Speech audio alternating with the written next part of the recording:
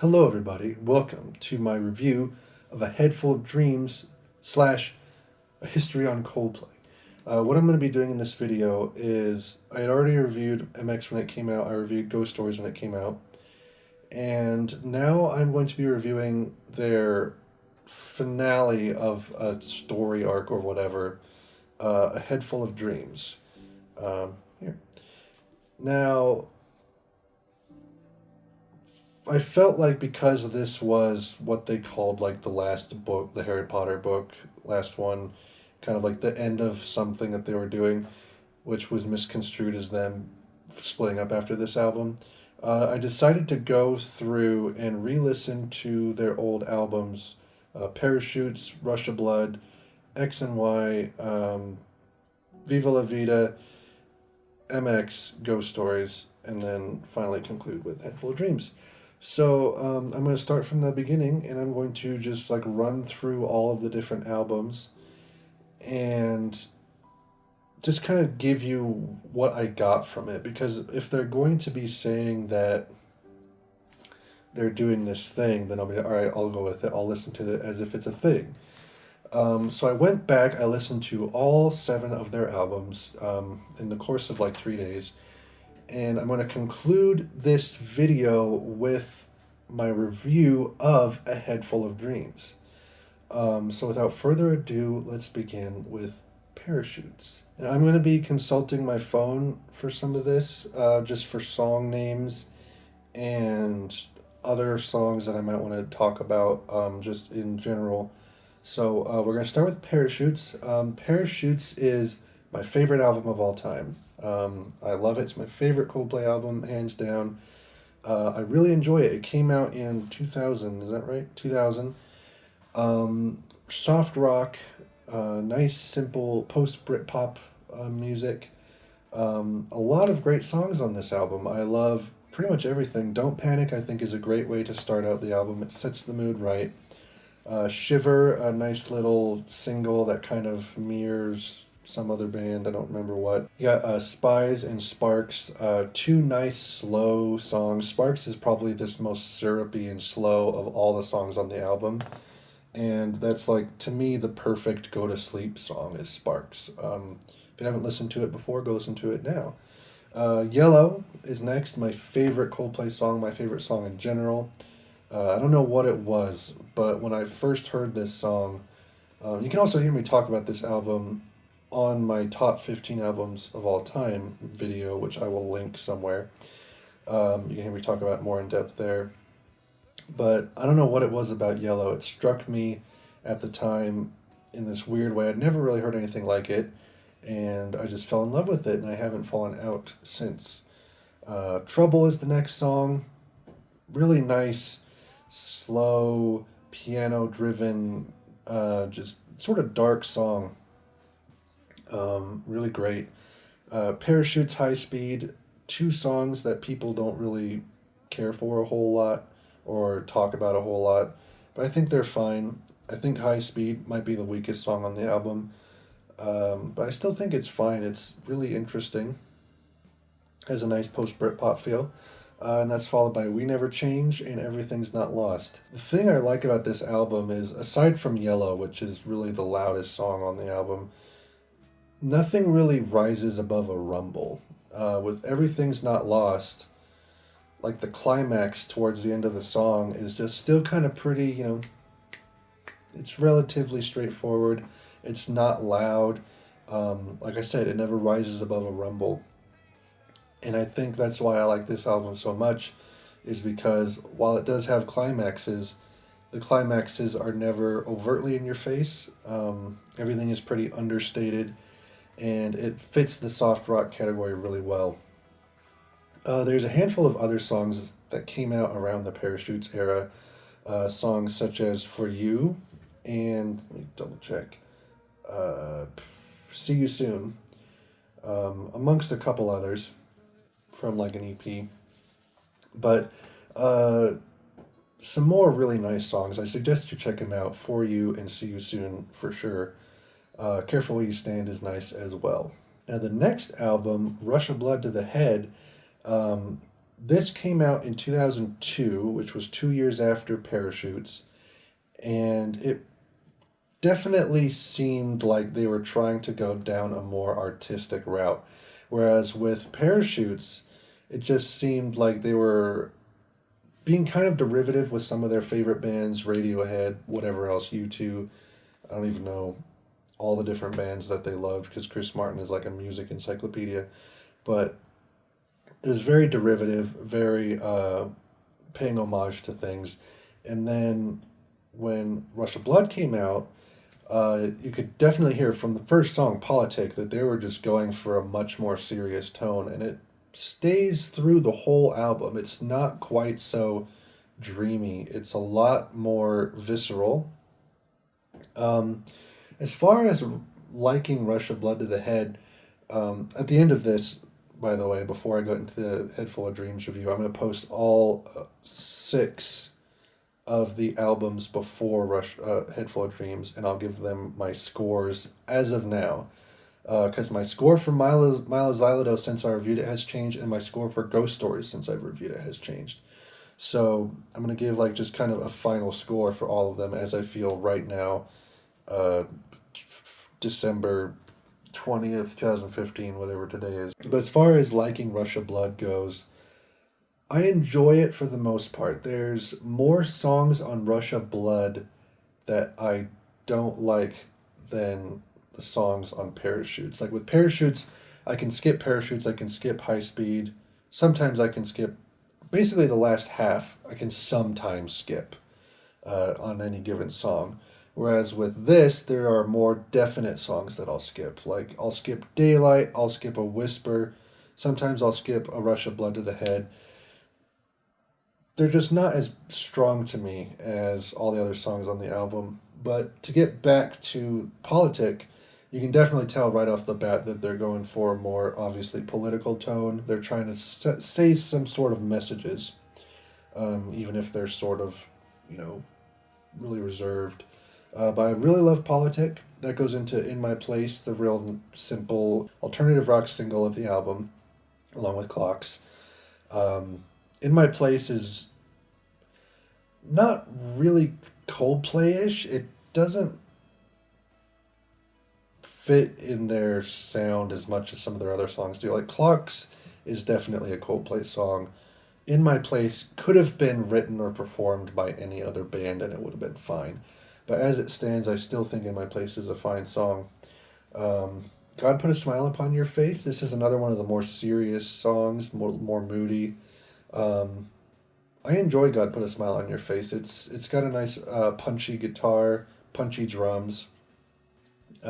Just all around great songwriting, I think. Scientist. This is a song that might get overplayed for some people, which I can understand. And it's not the most impressive of songs, but I think it's just a fine little piano ballad. I'm not the hugest fan of it, but I think it's fine as it stands. Clocks, great song. I really like Clocks. It's the song that got me into learning piano and everything. And in some ways, Clocks isn't much like what other Coldplay songs have sounded like. It's a very unique song, but it's one that I don't think a whole lot of other bands could have done to the level that they did it, and I think they did a great job. And now you get into like the back half of the album, and along with Parachutes and Rush of Blood, I feel like the back half definitely is weaker than the first half with both albums. You got Daylight, which honestly is not a song I like very much. It's got some cool like guitar, I think that's what it is, playing throughout, and that's pretty much it. I mean, it's pretty bland, pretty repetitive. Not I've never been a fan of it. Green Eyes, fine little guitar ballad, nothing too crazy. Warning Sign, I think, is a fine song. I've covered Warning Sign. It's really understated, but it's pretty long and semi-ambitious. It's just a well put together song. A Whisper. Honestly, I dislike Daylight more than I dislike Whisper. And Whisper is probably one of the weakest Coldplay songs, arguably. And it's doesn't really go anywhere. The riff is really repetitive and bland. It's just meh. Rush of Blood to the Head is a decent song. It's just kind of slow, and you really have to be in the mood for it if you want to listen to it. But as it stands, I think it's okay. And Amsterdam, which I think is a fantastic song. It kind of ties back to Parachutes in a way. It's really slow, and like I said, it never really rises above a rumble. It's a nice outro song. But as far as Rush of Blood to the Head era goes, there's a lot of B-sides from this era that I really loved. Check out I Ran Away, Crest of Waves, Animals, is that right? Let me check. Animals, Murder. There was a lot of great B-sides and unreleased songs from this era. So much so that I'm like, how did I Ran Away and Crest of Waves lose over songs like Daylight and freaking A Whisper? But whatever. So those are songs I really like. Go check those out. Now we get into controversial territory with X and Y. This is a freaking long album for Coldplay, and it didn't need to be this long, certainly. But I think it gets a lot more hate than it deserves because for all of the weak points it has, its strong points are pretty good. It starts with Square One. It starts kind of weak, but I think it sort of builds into a nice ending. And that goes into What If. What If was really good? What If it wasn't just okay? What If is an alright song. It has some good moments, but it's sort of shoddy in some places. That goes into White Shadows. White Shadows is, I think, a better song than Square One and What If, but it's still just kind of here and there. It's not really strong. And that goes into Fix You, which is like the big single that came off of X and Y. And I actually think Fix You is a fine song. It's nothing too fancy, but it's got a nice little build up towards the end. The lyrics are simple yet have some interesting wordplay to them. And I think it's just a fine song. That goes right into the next big single of the album, which is Talk.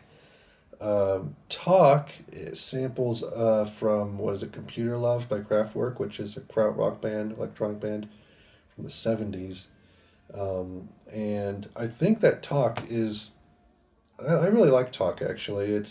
I feel like it's a solid song, and it definitely takes the space rock part of the album and really solidifies it, because there are some space rocky feels to this album with songs like Square One a little bit, White Shadows, Low, Twisted Logic to a point. There definitely is some space rock tones happening here. Some very gargantuan guitar melody and chords and things like that. Big sounds.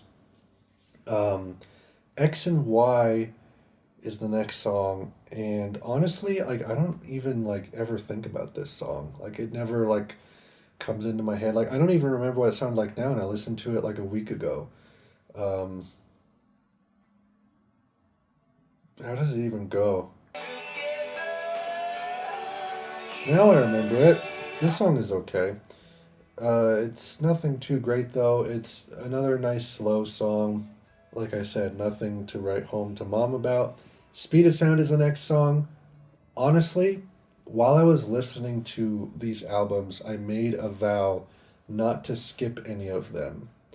And I skipped two. And one of them was Speed of Sound. This song does nothing for me. I know that it's like the one song Coldplay would love to go back and redo if they could. They'd record it differently, perform it differently, whatever. And they don't play it anymore. And when you listen to it, you're like, this is Coldplay? Like, it seems like a different band.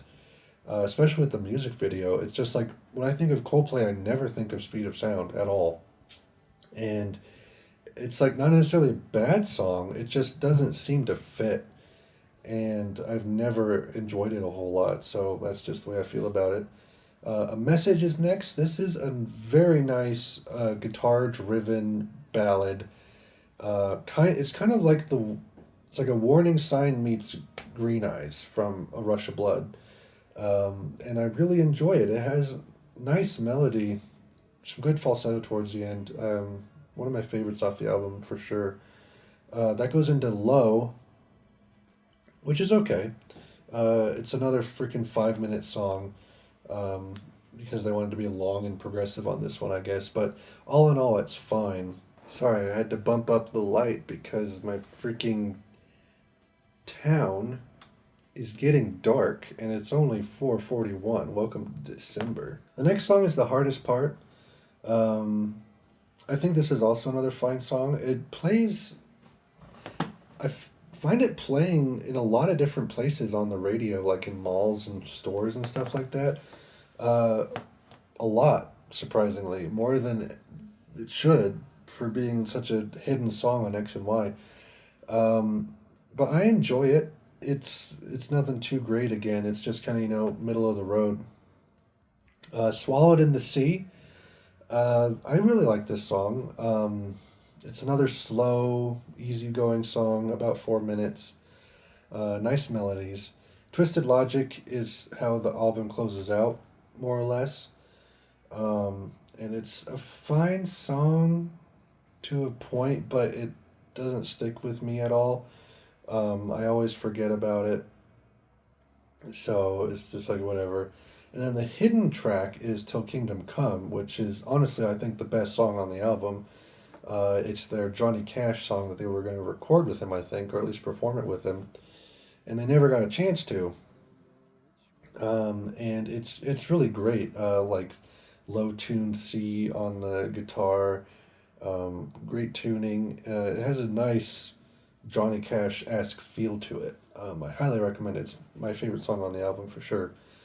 And then there's a lot of other B-sides and unreleased songs from X and Y era as well. Things I Don't Understand, Proof, Sleeping Sun, Gravity. I'm sure there's a couple others I'm forgetting. Really good songs. And honestly, like songs like Proof and maybe Sleeping Sun, maybe Gravity, I would switch out for a couple songs on X and Y, personally. Once again, a case where I think that some of the B-sides were stronger than the songs that actually ended up on the album. But all in all, I think X and Y has a lot of like level songs and then some really nice like peaks here and there. Probably my favorite songs would have to be Talk, A Message. I enjoy Hardest Part, I enjoy Swallowed in the Sea, and then Till Kingdom Come. I think those are the highlights of the album, and they're sprinkled in just enough between, for the most part, mediocre songs. So I don't enjoy X and Y a whole lot, I just enjoy a good portion of the songs on them, enough to be like, okay. Now we're moving into the era that was probably their best. This is probably their best album. I'll just come out and say it. It wasn't really poppy. It was kind of art rock, Baroque pop. A huge lack of guitar and piano in favor of strings, orchestral arrangements, stuff like that. Kind of a mix of everything. Viva La Vida, I think, is a fantastic album. And honestly, I like to see it as a 2-disc album as well. Prospects March is basically disc 2 for me. I like to see it as a double album. And with Prospects March as a disc 2, because it came out like a few months after, I think, same year. With Prospects March as a disc 2, this is a strong set of songs. Starts out with Life in Technicolor, which is just a nice little simple way to get it going. Then Cemeteries of London, which is just like this awesome, it sounds like a pirate song that's haunted, that just rumbles along. And it has a great feel to it, great piano outro. And already you're just like, this is solid stuff. Then it goes to Lost, which is their like homage to Sing by Blur off of their first album, I think it was. Leisure, is that right? And I think it's a fine song, nice little organ piece with some cool little percussion to it. Nice percussion on this album, by the way. A lot of, very archaic percussion, not a whole lot of drum machines, which you see on their later albums. So this is like the nice swan song to their percussion being great. Lost is a solid track. That goes into 42, which is another great track. This was them just experimenting with writing a song that didn't have this verse, chorus, bridge, verse, chorus structure, a traditional pop structure. They wanted it to be the most, I guess, experimental and just kind of off the wall structure to a song they've had thus far.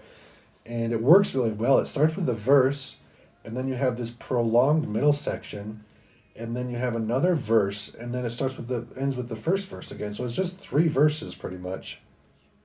But the guitar tuning is great. It's in ostrich tuning, which is like all Fs, I think. Really great climax towards the end, and the last half, right before the verse comes back again, is so catchy, and it's great. And it's a song that I don't think a lot of people listen to who are Coldplay fans. Check out 42. I think it's a great song. Then we have Lovers in Japan / Reign of Love. The way they did their hidden tracks on this album, I think, is kind of stupid. I would have just preferred it if they were their own separate tracks, which would have brought the track list from 10 up to 12, which isn't that big a deal. It's like, sometimes I just want to listen to Reign of Love. Sometimes I just want to listen to Chinese Sleep Chant, and I can't because they're tacked onto songs I have to get through before that, which kind of sucks. But, it's nothing that a little MP3 splitting can't save, so whatever. But Lovers in Japan, I think, is a great song. Some nice tack piano happening there. Simple chords. Really nice climax towards the end yet again. And then as that song fades out, Reign of Love comes in. And Reign of Love is like their classical... I don't even know like what you would call it. It sounds like classical piano. It's really nice broken up chords. It's a lot of fun to play. It's a kind of a ballad, and I love it a lot. It's one of my favorites of the album. The next song is Yes, which is another great song. This is kind of their homage to Velvet Underground with Venus and Furs. Is that right? I think it is. And there's a lot of, screeching violin. It's sort of their sexy song of the album. It's really like sultry and some dark, interesting lyrics. This album seems to be their most concept-y, because I know that when they did MX Next, that wanted to be concept-y, but it wasn't extremely. At least it didn't come across that way. Whereas Viva definitely has more of a theme around it. And Yes, I think, is a great song. It's a nice little point in the album. Second half of Yes is Chinese Sleep Chant, because Yes is, 7 minutes long? Chinese Sleep Chant, which is a freaking shoegaze song. Coldplay has a shoegaze song, and people don't realize that. And it's a good shoegaze song, too. It's like, not as good as, an MBV song, but it's a solid song with some great guitar melody towards the end, and I think they did a fantastic job. If you haven't heard Chinese Sleep Chant as well, go check that out. Then you have Viva La Vida, which honestly is surprising to me that was as successful of a single as it was, because it was Baroque instrumentation, bells, drums, like synth strings, and lyrics that are extremely religious, I suppose, and very existential. And the song sort of has a pop formula, but it doesn't seem that way when you listen to the song. And I'm surprised it did as well as it did for all the components that are in place.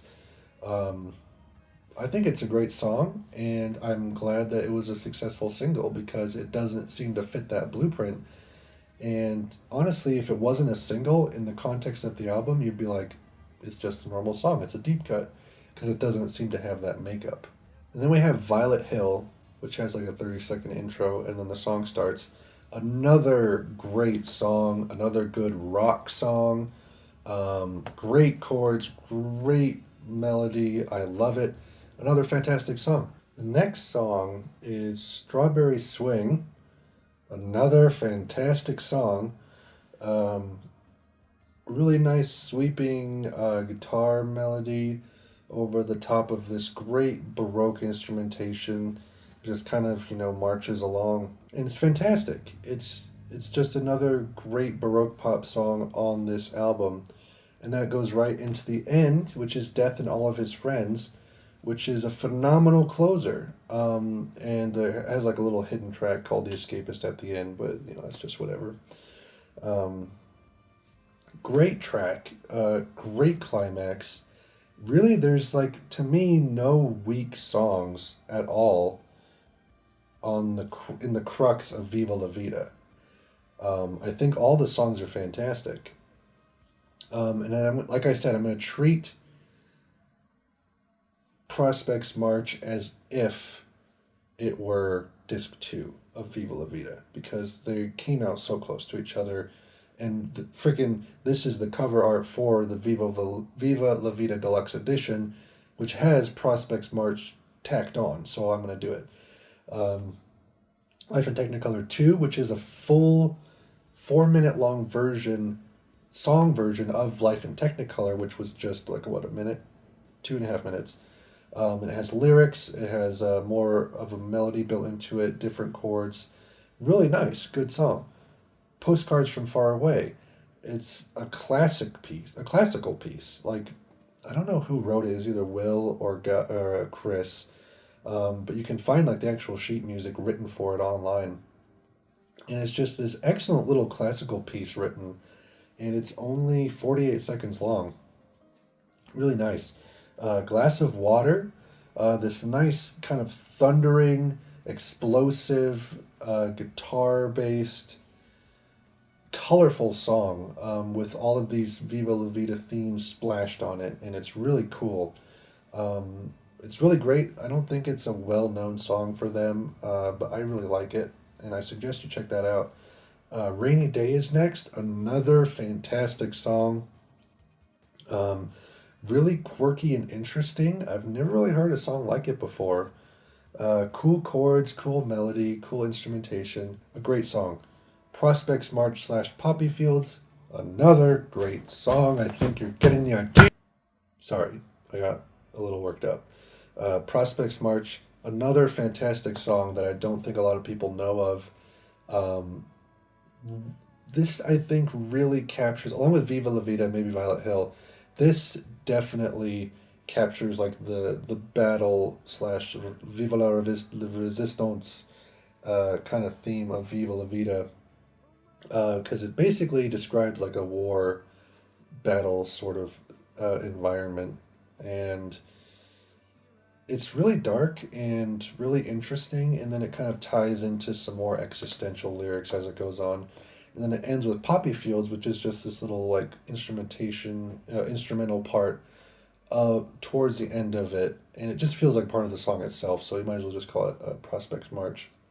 Then you have Lovers in Japan Osaka-san mix, which really I like to listen to over the original Lovers in Japan, even though there's only a couple differences. But after like I think the first chorus, they put in some whoa whoa whoas. And I just think it sounds a little more crisper. But that's nice. And then the final song, Now My Feet Won't Touch the Ground. Just a great little guitar-based, sort of, not really ballad, but it just has a great tune to it. And I really like it. I like, sort of, I don't know if it's the horns that come in towards the end, but yeah, it is horns. And it just kind of sweeps the song away, and it's a great way to end Viva La Vida, I think. But like I said, no weak songs. By the way, I don't have Lost Plus, I think it is on here, which features Jay-Z, because that song don't exist. I don't know why they did that, but if there was a 1 weak song, it would be that. But it's hard to say that because it's already a pre-existing song on the album. So it's sort of like Lost question mark, which is the acoustic version of Lost. And it's just sort of like a song where it's like, do you count it? Does it include it? Because Lost question mark is a deluxe edition bonus track for just Viva La Vida by itself. So there's this weird like dichotomy there. But I don't even think of Lost Plus as a song just because it's weird to have Jay-Z singing during a certain part. So like I said, it's sort of hard to kind of criticize it like that, but still I don't like it. But aside from that, no weak songs on Viva La Vida to me, and it's one of my favorite albums of theirs. But to add the cherry to the top of the huge freaking ice cream sundae, the B-sides and unreleased songs from Viva La Vida era are amazing. They're incredible. Songs that, stuff like Famous Old Painters, which didn't get released, but the instrumental came out. And that's just a great little bit of piano and guitar and some strings. But it fits this theme so well. They had such a solid concept and theme that all of their songs revolved around, for having such simple song building components. Famous Old Painters, go check that out. Lucas, which is a song they gave to Natalie Imbruglia, whatever her name is. Go find the instrumental demo that of the Coldplay version of Lucas. Just that by itself, like with Famous Old Painters, is just a joy to listen to. The Gold Rush. Sorry, the Gold Rush, which is another great. Like it's so hard to explain these songs. Just a nice, great song about digging for gold and getting like a diamond ring. I think it's a diamond ring, but it's just another great song, and they're freaking B-sides. And then you have the unreleased demos that got leaked from the Viva sessions. Songs like Saint Stephen, The Fall of Man, and the best thing I've ever heard from Coldplay, and I'm not lying, Bloodless Revolution. Go find the demo for Bloodless Revolution, and you won't be able to tell me that it wouldn't have been an amazing addition to Viva if it had been finished. It's the most... I think it's the best song that Coldplay's ever dived into in some respect, and I don't know why it hasn't resurfaced in any capacity, because none of the components from it have been recycled into other songs they've done. And it breaks my heart that Bloodless Revolution only exists in a demo, but the demo sounds so great. And it's just piano and Chris's vocals. And it's just such a compelling song and so interestingly written. It had such potential, but alas. Go check out those demos, though. They sound amazing. So, in terms of era, Viva had the most consistently great songs. I don't think there was any weak songs from it. There was one song, Luna, I think it was, that had Kylie Minogue. I don't remember. I haven't listened to that song in a long time. It might not be good, I don't remember, so I can't vouch for that. And like I said, Lost Plus, not great. But for the most part, this was like their most prolific and best time. And I'm kind of sad to see it go. Now we get into the more controversial area of Coldplay when people started to fall off the wagon. Milo Xyloto. I did a review of this album extensively, so I'm not going to talk about the songs for the most part as much as I have these past songs, because I haven't reviewed their first 4 albums, so those were a little more extensive than this will be. So go watch my old Milo Xyloto review. I'll link it, I'll annotate it, whatever. Go watch that. My opinions on the songs are mostly the same. It starts out with Milo Xyloto / Hurts Like Heaven. I think it's a fantastic song. Still think it's mixed kind of weird. Paradise, there's actually something interesting with Paradise that I'm going to mention once I get to A Head Full of Dreams. Paradise, it's okay. Charlie Brown, pretty good. Us Against the World. Something I noticed when I was listening back, I mentioned this with Us Against the World and I think Oceans from Ghost Stories, is that Us Against the World, is like trying to do what Now My Feet Won't Touch the Ground did, but it failed. And I don't know how it failed, but I can feel it. And Us Against the World just doesn't have that feel that Now My Feet Won't Touch the Ground did. It just doesn't have that. If it had a stronger fit in the concept of what Milo Zaldo was trying to do, I think it would have been a better song. Because inherently the structure and the songwriting is fine, but something about it just falls so flat to me, and it still has over these past 4 years since I reviewed the album. So I'm not sure what that's all about. MMIX, Every Teardrop is a Waterfall. I think Every Teardrop is a fine song, actually, because the lyrics fit in the concept pretty well, and it's pretty fun, and it's not trying to be anything artsy or amazing. So I give it a pass.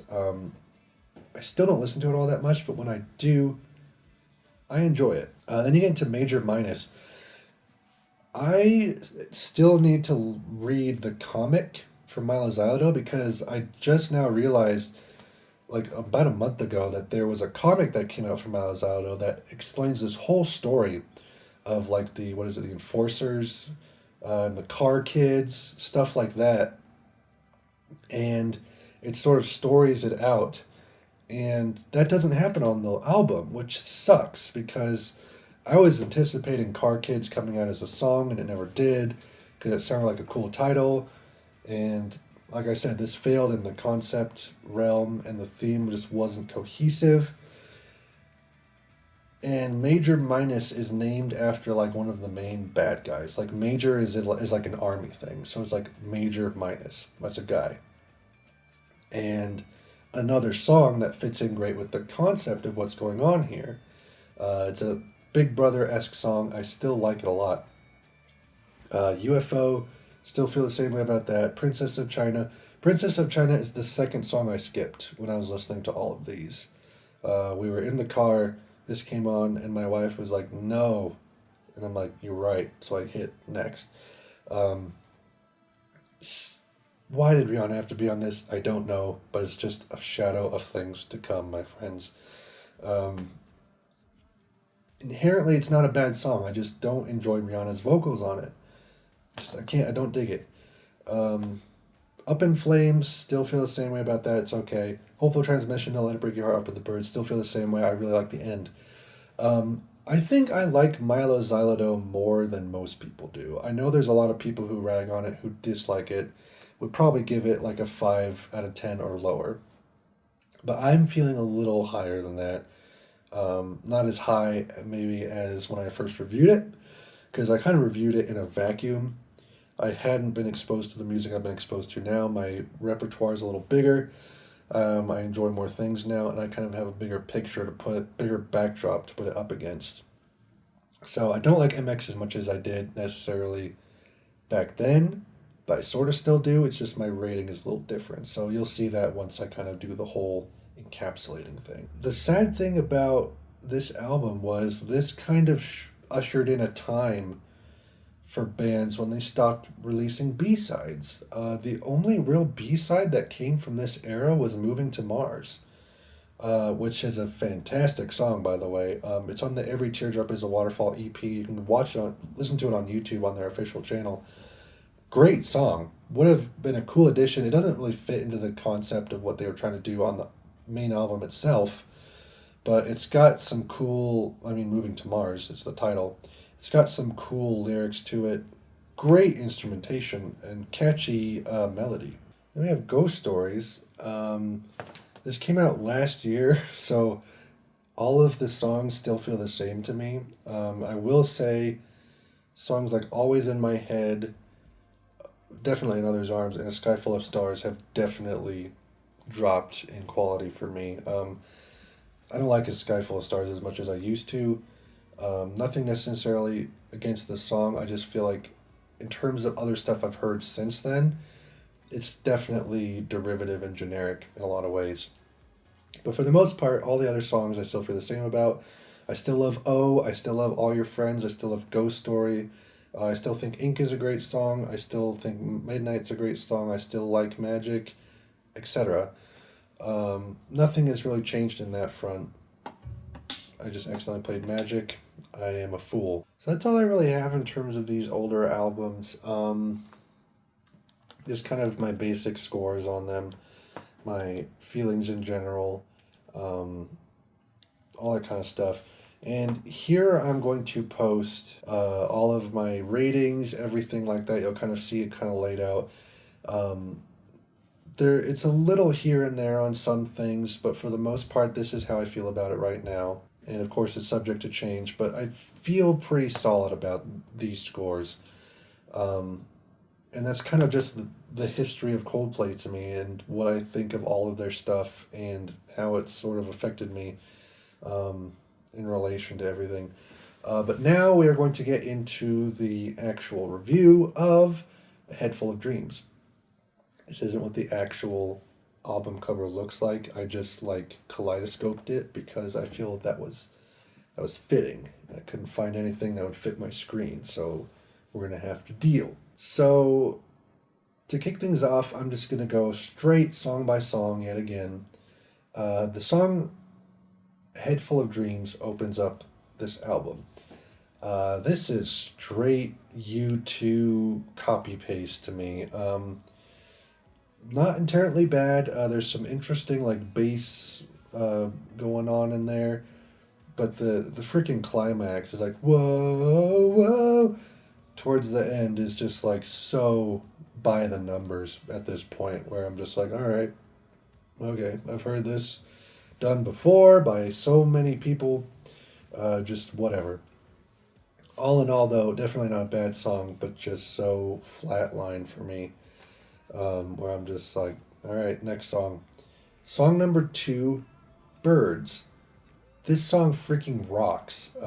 This is, spoilers, my favorite and I think the best song hands down on the album. It's got this great soaring melody. It's got this awesome guitar riff in the last part that just makes you want to dance. Much better than one of the later tracks on here. And just all the components are great. The verses are a little strange because they're kind of smooth and seductive, and Chris's melody is a little off. But aside from that, I really enjoyed Birds. And if I could do one thing to try to fix something on Milo Xyloto, because freaking Concept is out, so who cares? I would take Paradise off of the Milo Xyloto track listing, take Birds off of the Head Full of Dreams track listing, and switch them. Because I think Birds is a great song, and I think it would have really strengthened the first half of Milo Xyloto.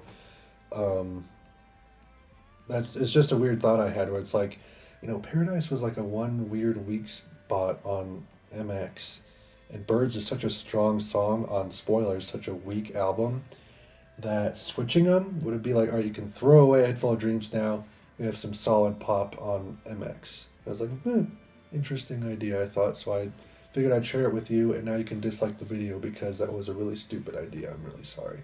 The next song, Hymn for the Weekend. Alright, Coldplay has done it.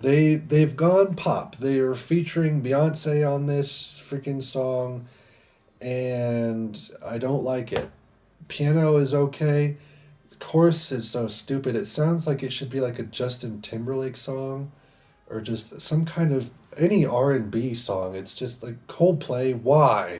I mean, it's it's structured interestingly and creatively, but it's just not good. It isn't. I don't like it very much. Next song is Everglow. This is Scientist, but poured in maple syrup. It's just the most syrupy ballad they have ever made, and it kind of sounds contemporary music-y. It's that generic. There are a couple parts I like. There's sort of like a chorusy part where I think his voice and the melody with his voice gets a little more emotive, and it seems a little more personal and interesting. But aside from that, the rest is just so schmaltzy and so syrupy that I'm I can't do this. I have to go to the next song now. And the next song is Adventure of a Lifetime, which was the lead single that came out to kind of promote this album. It's a mediocre Daft Punk song, really. It's sort of like disco rock. It's kind of swingy. Um, Tries to be dancey, but I think Birds was able to hit that better in the last half of that song. Adventure of a Lifetime, it's just okay. And I want to mention something really odd about the music video, which sucks, by the way. The music video is stupid.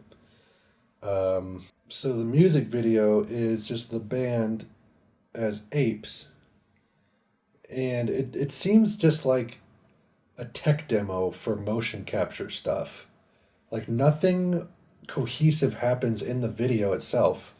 It's just them dancing around and being like silly, and it's like it has no cohesiveness to it. Now there's one part in this song where the chords go a little dark, and then it just kind of it's cool. It comes back out and goes right back to the way it was. And I'll play that for you here. Listen.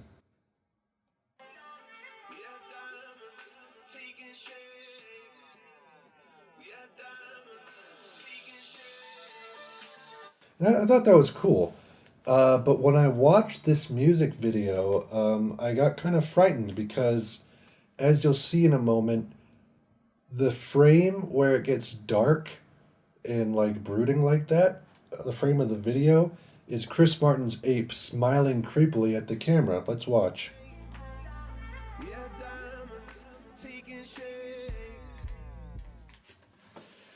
Now, I mean, it's like, I don't understand what this music video is trying to do, but this freaked me out like more than anything in the world. Anyway, back to basics. So that song is just mediocre, and it was like, yeah, the lyrics are stupid, and I was just like, I don't know. It's another case of alright music, dumb lyrics that had happened on Ghost Stories, and it was happening again now. The next song, though, is Fun, featuring like some, I think it's Swedish artist, Tovlo or something like that. This isn't a bad song, and her vocals are just like underneath Chris's during the later parts of the song. So she never comes to the forefront, which I thought added some good texture to the song, and it didn't make it feel like a feature. It made it feel like there was like an Arcade Fire song where there's just a man and a woman and they'll sing together at times. The guitar is really atmospheric and moody and moving, and it just has this nice kind of rise and fall to it. And the chorus, I think, is the weaker part. It's interesting, but it just seems so spotless and polished that I'm just like, all right, whatever. I like the verses of Fun, though. They're nice. Then Kaleidoscope, which is like Coldplay trying to do what Godspeed You Black Emperor did on Lift Your Skinny Fists with the Chart 3 thing. There's like this pitch-shifted voice reading The Guest House, which is a poem. And I don't know why. It's like Chris is just throwing in things he likes into this album. He's like, yeah, The Guest House. Because, let's put that in a track in the middle of this pop album. All right. It has some nice piano in the beginning, but that's not Chris playing. It's someone else. And it ends with freaking Barack Obama singing Amazing Grace, because why not? Then we have Army of One, which sucks. It's just so generic and bland and poppy and stupid. And then that last half of that is X Marks the Spot, which sounds like it could be a Justin Bieber song. It's like there's nothing to talk about with either two of these. They're so bad, and I don't like them.